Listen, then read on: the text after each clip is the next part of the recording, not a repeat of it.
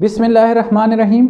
आज की इस वीडियो में हम बात करेंगे कि अगर आपको आसाबी कमज़ोरी का सामना है, आपका नर्वस सिस्टम कमज़ोर है, आपके नर्व्स डैमेज हो गए हैं, आपकी रगें कमज़ोर हो गई हैं, तो ऐसी कौन कौन सी बड़ी अलामतें हैं जिनकी वजह से आपको पता चल सकता है।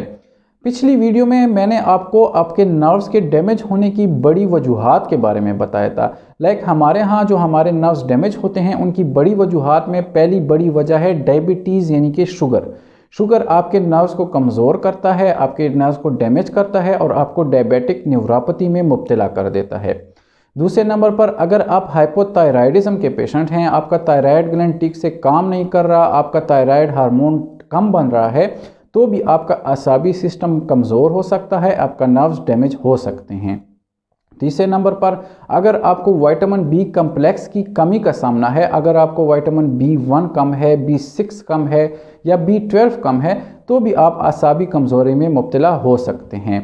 चौथे नंबर पर कैल्शियम और विटामिन डी भी एक नहायत अहम रोल अदा करते हैं हमारे नर्वस सिस्टम को बिल्डअप करने में। इनकी कमी भी आपको नर्वस सिस्टम की कमज़ोरी में मुब्तला कर सकते हैं। जब आपकी रगें कमज़ोर हो जाती हैं, आपका आसाबी सिस्टम कमज़ोर हो जाता है, तो आपको 5 बड़ी अलामतें आ सकती हैं।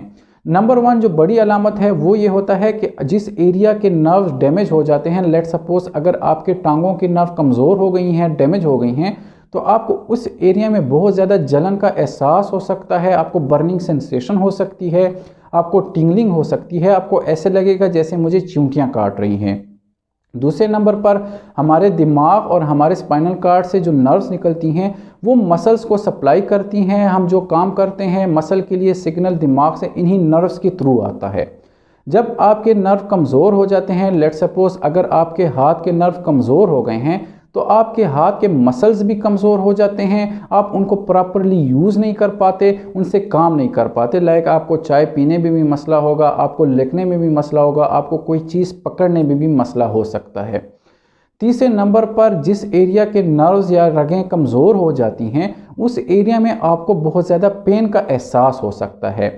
इस पेन का करैक्टर शार्प होता है, बहुत ज़्यादा चुभने वाला दर्द होता है, आपको ऐसे लग सकता है जैसे मुझे सुइयाँ चुभ रही हैं। चौथे नंबर पर जो बड़ी अलामत होती है वो ये होता है कि आपको वेरिएशन ऑफ सेंसेशन आ सकती हैं। लेट सपोज अगर आपके टांगों की नर्व्स डैमेज हो गई हैं तो उस एरिया में या आपको बहुत ज़्यादा पेन का एहसास हो सकता है या आपके पाँव बिल्कुल सुन्न हो जाते हैं।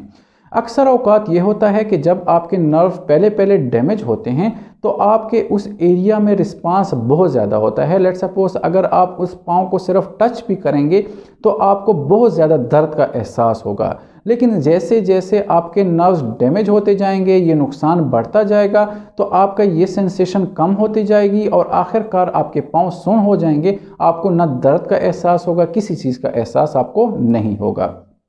पाँचवें नंबर पर जो बड़ी अलामत है वो ये है कि ये नर्व्स हमारे दिमाग से, हमारे स्पाइनल कार्ड से जब निकलती हैं तो ये हमें कोऑर्डिनेशन में बहुत ज़्यादा मदद फराहम करती हैं, हमें चलने में मदद फराहम करती हैं, हमें अपना बैलेंस कायम रखने में मदद फराहम करती हैं। जब आपकी ये नर्व डैमेज हो जाती हैं तो आपका कोऑर्डिनेशन ख़राब हो जाता है, आपको चलने में मसला होता है, आपको कोई काम करने में भी मसला हो सकता है।